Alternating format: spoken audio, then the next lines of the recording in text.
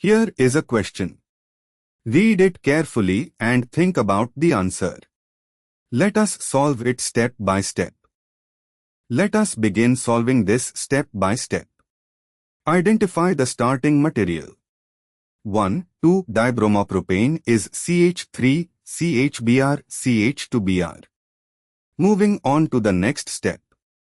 Determine the product. Treatment with NaNH2, a strong base, followed by ethyl bromide, CH3CH2Br, gives a pentyne. A pentyne has 5 carbons.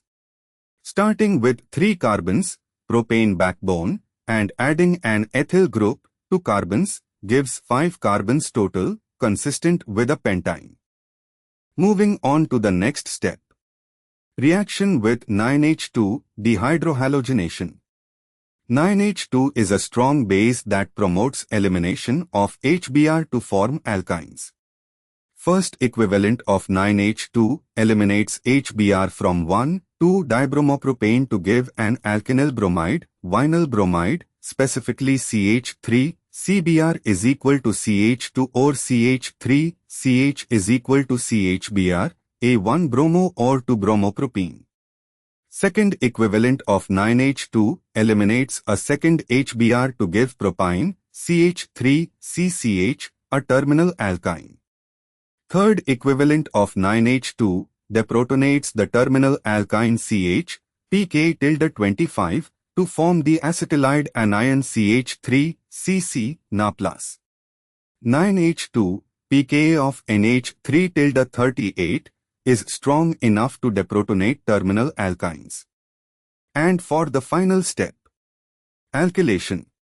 The propyne acetylide anion, CH3CC- reacts with ethyl bromide, CH3CH2Br, via SN2 to give CH3CCCH2CH3, which is pent-2-ene, a pentyne. This confirms the product. Count total moles of NaNH2 used. 2 moles are used for double dehydrohalogenation, removing 2 HBr molecules from 1,2-dibromopropane to form propyne, and 1 mole is used to form the acetylide anion. Total is equal to 2 plus 1 equals 3 moles. Why other options fail? A. 1. Only one elimination would occur, not enough to reach alkyne and form acetylide. B. 2 would form propyne but not the acetylide needed for alkylation.